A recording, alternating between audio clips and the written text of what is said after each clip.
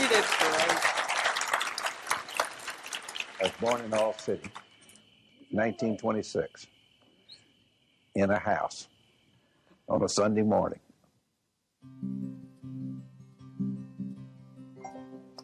Must have been about 4.5. And how that came about is I developed an infection called osteomyelitis.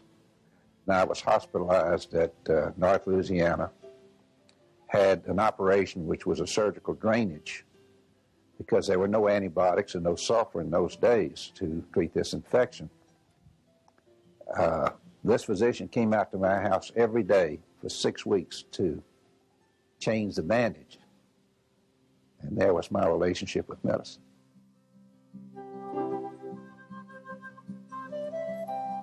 I was in private practice for 6 years.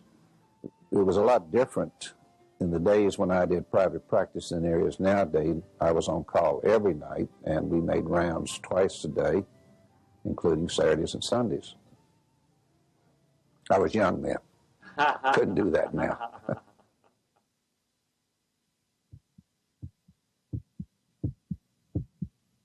I think the most dramatic case was a case that involved a woman who had 9 children. And she was well known in Shreveport as the woman who had 9 children. And she ended up, had a surgical procedure, had an infection, blood pressure dropped, she went into shock, and it looked like she was definitely going to die. And as a matter of fact, the sister was there, and the father was there, the priest was there giving her the last rites. And she called in her 2 children to tell them what they needed to do to take care of the younger children. They were twins, and that she knew she was dying. Well, desperately, I did a procedure on her that just, she woke up and lived. At that moment, when she was telling those children goodbye, was the most dramatic thing I've ever experienced. I was at a hospital and doing a similar procedure on a lady, and I was explaining to the nurse what I was doing, and she says, "I know. You did that to my mother." When he came in from an all-night at the hospital, and I have pictures of him not having shaved and playing with children in the morning, having a good time.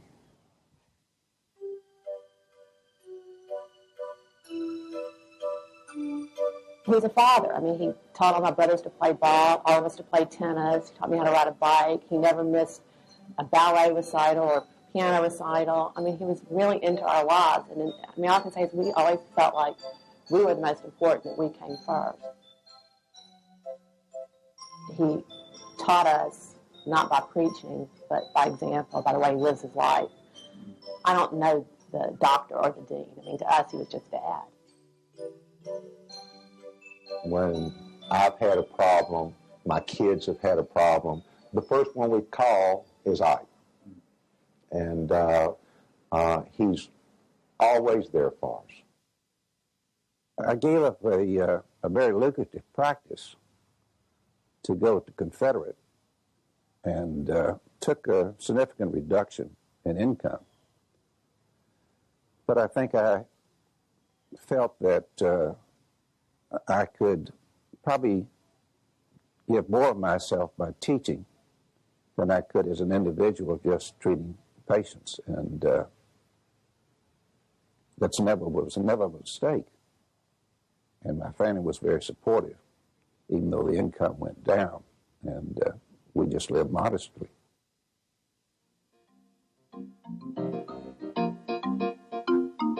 Sometimes it's very stressful out there as far as, the kinds of things that come up, but he stays extremely calm. When you first meet him, it was something that said, this guy knows the business. He knows he's an in-charge type person. And I was always impressed with that he knew where he wanted to go and knew what he wanted to do. Dr. Muslow has probably got more integrity than any other individual I have ever known. absolutely superb individual. You can rely on his word. His instincts about how to do things are correct. He is totally honest. He's not someone who has any kind of an agenda or hidden motives or anything else. He's, what you see is what you get.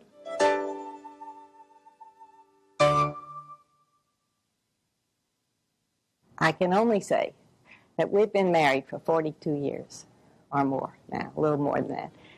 And the most important part of my day is when he comes home. He has always looked at life as a great adventure. And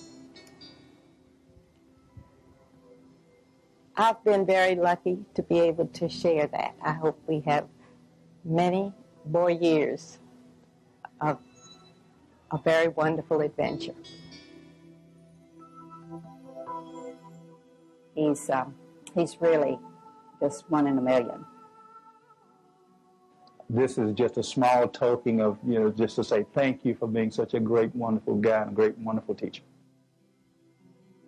So you feel fortunate to have been born into this family? I think I'm one of the luckiest people alive. He's just been a great role model. And I probably think that we grew up pretty much in almost a perfect household. When you reflect back on your life and your many accomplishments, what are you most proud of? I guess the teaching of students and residents in medicine. For instance, I went to this 50-year reunion, and the 40th year class was there too, and many of them I taught in New Orleans before I came to Shreveport, came up to me and thanked me for what I had taught them. It meant a lot to you, I can tell. Sure. Well, I think it makes you feel that you have achieved, and makes you feel good that somebody's appreciated what you've tried to do, and you feel like you made a difference.